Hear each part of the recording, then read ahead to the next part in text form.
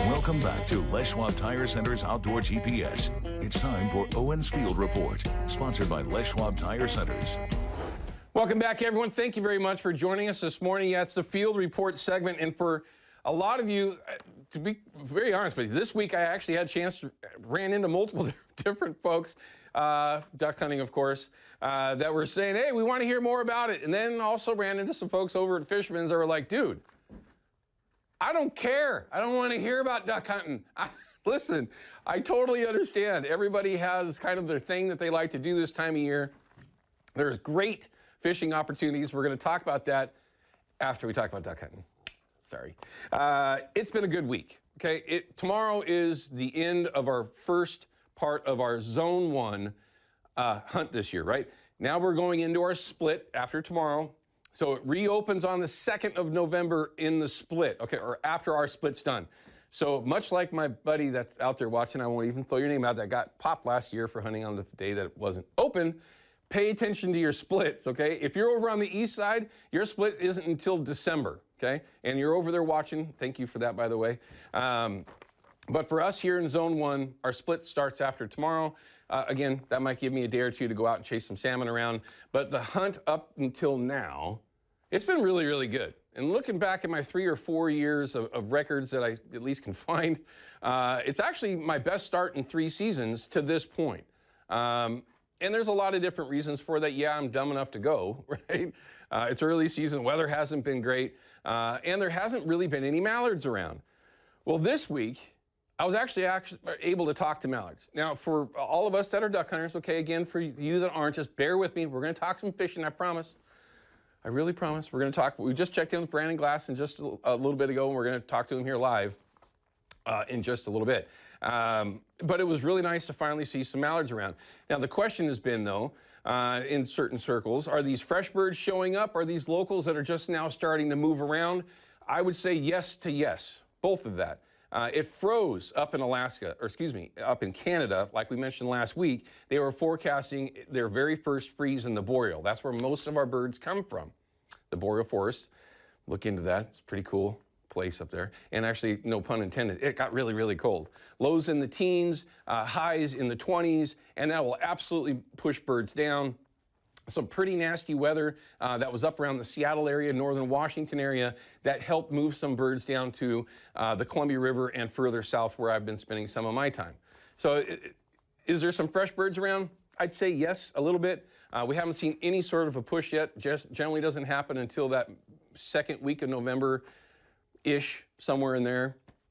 And maybe some of the local birds started to move around a little bit. But I can say that there was at least one local bird that didn't make it past this week, and hey, you know, that's okay, because here it is. This is number 2 for this year, chasing these darn mallards around. It was actually kind of nice to, again, see the mallards, but to get another band, and you can go ahead and put the photo. I was kind of prompting you there, Ryan. You can get that photo up there.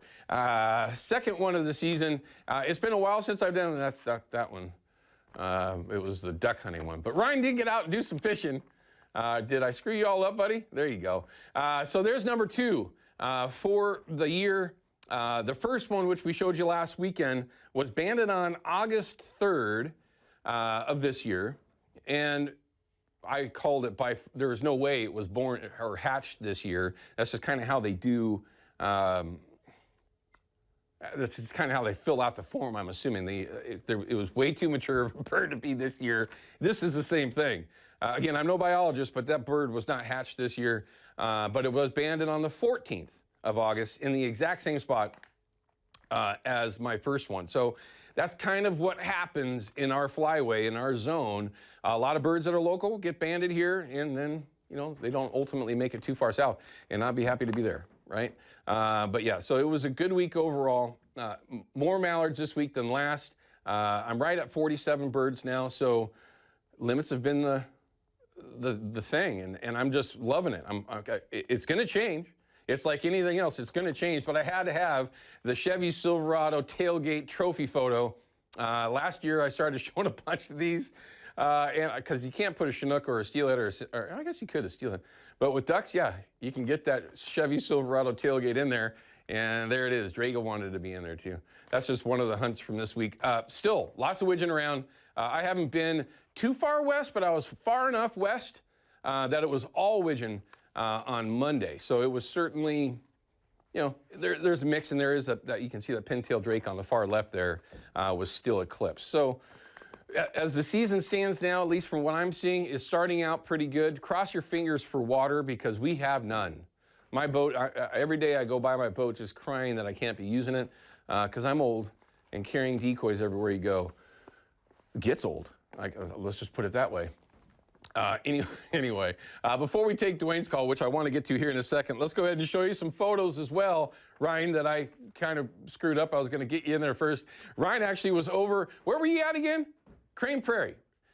Crane Prairie, and this year we were getting reports chasing fish around in Crane Prairie as being one of the bleakest years in recent memory. And there's a lot of reasons for that, but without getting into it too far, Ryan went out there, he field tested it for us, and he was making sure that some of the reports were accurate. Well, from what Ryan tells me, like I know y'all can't hear him, which I'd like to change that. I'd really like to get you a microphone. Nice brown trout, 4.5 pounds, I think is what you said it was. And they fished for an hour and a half, 2 hours, and that was the only bite that they had. And that is Ryan. Ryan is our producer, everyone. He's the one that keeps us all going here. That is his father there with a beautiful trout. What did you guys catch on? Was it power bait or what were you fishing with? All right, power bait and garlic salt? I repeated what he said, okay? I didn't throw that out there on my own, everyone. He said that on his own. Great photo, too, by the way. Good job, man. Overall, you said, though, it was pretty quiet. There was nobody really there. It was just you guys. Yeah, he said that it was very, very quiet overall. But, hey, it's still out there having some fun. And there's some good opportunities to get out there. Much like we mentioned last week, up and down the coast at all the spots that are supposed to have fall Chinook and silvers, for that matter, and chum are starting to show up in decent numbers in some spots where they're supposed to be, right? There's no water. None of the rivers have come up at all, obviously. We're going to get to that in a second. So all the fish are staying down in the tidewater, lower in the bays. So all the bay fishermen are loving this right now. River folks like myself, we're waiting for that 2 weeks of rain and then the turnover. Maybe a week of rain. No, probably 2 weeks of rain and then turnover. Anyway, let's take a quick look at river levels before we give you your Procure reminder. And he'll center it up here, everyone. But my river over here on the Clackamas, still very, very low. It is in the 10s right now, I believe. Again, he's got an issue, he says. Issues! It's live TV. There's always issues. All right, don't even worry about it. Let's go ahead. Rivers are low. Nothing is forecasted to climb until a week from now when we might get that rain shows up. Next Thursday, Friday is forecast. We might start to get some rain, but we'll let Katie Suniga tell us that here in just a little bit. But here is your reminder for Procure. Check in now. Send Jason an email. You might have a chance to win the weekly prize pack. I believe they have made a change to different products, more slanted towards winter steelhead season. That might be incorrect. Either way, you get a free pack. Very generous of them. We appreciate it. We love doing giveaways. We used to do it exclusively here, but at least they jumped in to make it happen. So Jason, Steve, Phil, thank you for that. So there you go. Now, let's go ahead and check in with Katie Suniga before. I'm going to try to get Dwayne's call in here, Ryan, so let me know if I can or not. But let's check in with Katie and find out what this weather is really going to do. It looks like it's going to be pretty darn pretty out for the next handful of days. I would say pretty and a little chilly is what I think.